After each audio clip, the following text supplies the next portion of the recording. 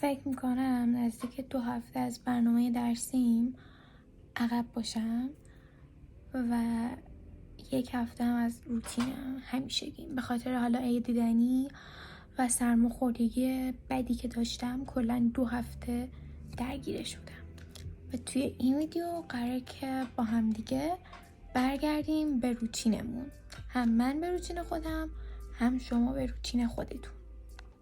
فکر میکنم این اولین باری باشه که ولاگو به جای اینکه از تایم صبح شروع کنم، یعنی همون وقتی که بیدار شدم، دارم از شب قبلش شروع میکنم، چون یه سری کارا هستش که بهتر از شب قبلش انجام بشه که بعد توی روز بعدش قشنگ با ذهنیت مرتب و ثابت بریم سراغ انجام دادن اون کارا.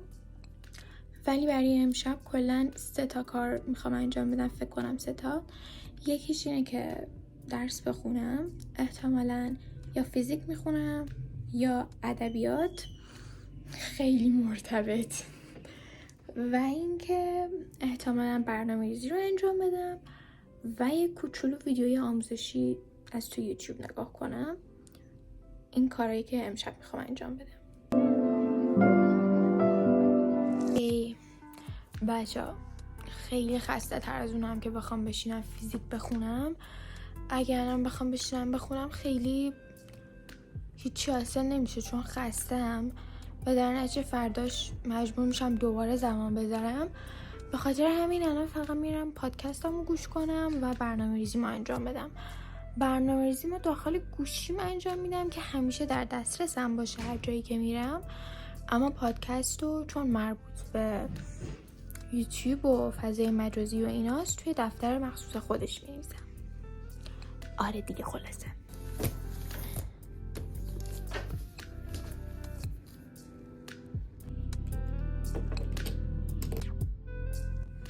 بچه اصلا حواسم نبود که باید خاک جوپیتر رو تمیز کنم، شونش کنم و براش مسواک بزنم.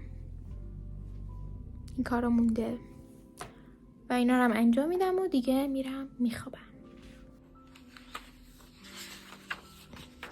شدش این 2 صفحه. حالا بقیه‌شم اگه بتونم مینویسم. یعنی من واقعا خوابم میاد، نمیتونم بگم که الان چقدر خستم، ولی هر لحظه ممکنه که از خستگی لالا کنم. به خاطر همین احساس میکنم دیگه برای امشب بسه، بریم که دیگه برای فردا آماده شیم.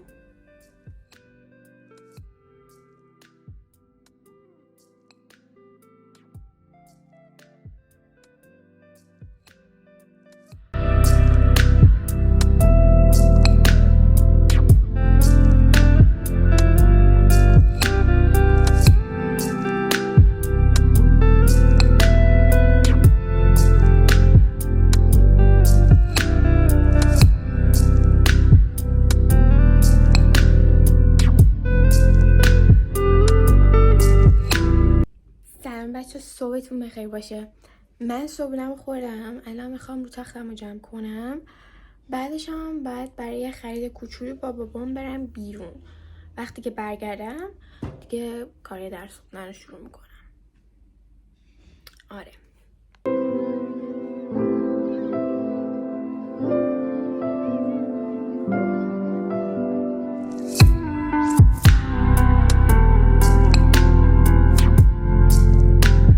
من اصلا اینو به کل یادم رفت، چون که الان میخوام آماده‌شم برم بیرون. الان روتین پوستیمو انجام نمیدم، میذارم از بیرون بیام بعدش انجام بدم. اینجوری فکر کنم بهتر باشه، به خاطر اینکه میخوام برم بیرون و اینا.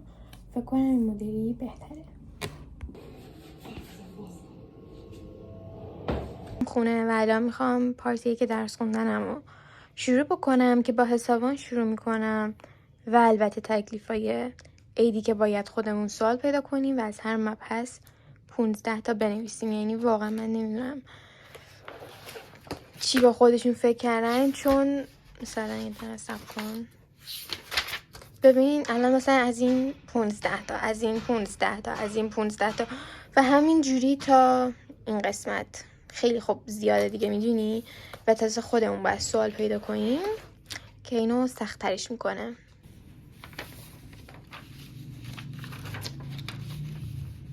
1:30 حسابان تموم شد. میخوام ادبیات بخونم، بعدش هم احتمالاً برم سراغ فیزیک. فکر کنم اینکه بین تخصصیام عمومی بذارم خیلی بهتر باشه و راحت تر بتونم حفظ کنم. ببینیم که چی میشه. بچه ها معلومه که ژوپی اون پشته اومده پیش من و اون پشته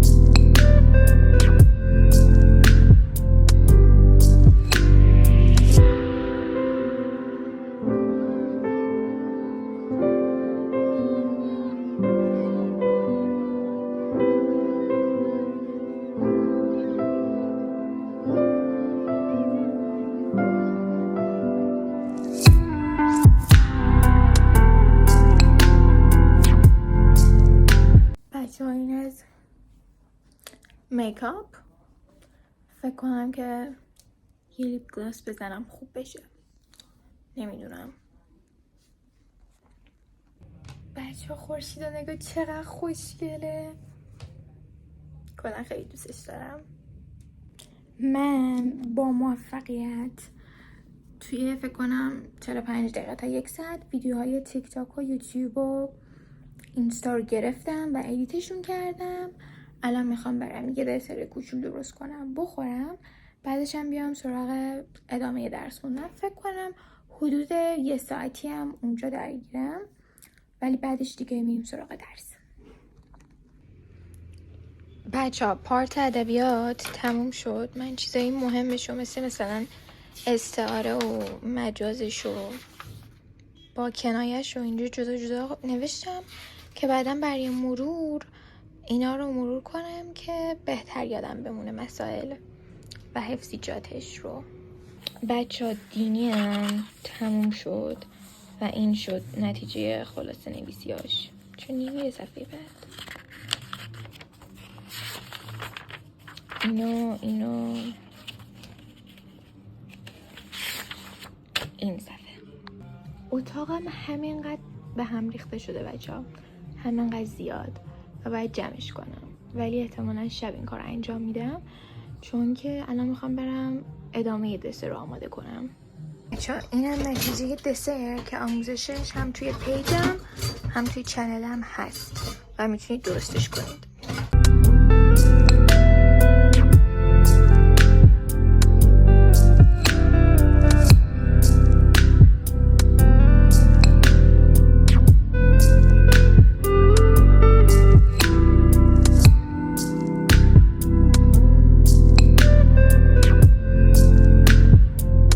بچه 1:30 آخرم نشستم فیزیک خوندم.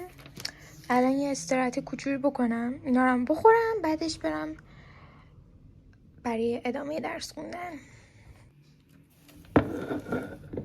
داشتم فکر میکردم که چیزای سبز نه تنها بلکه خیلی خوشمزن، نه تنها بلکه خیلی خوش رنگن، نه تنها بلکه خیلی خوشگلن، بلکه مفیدن.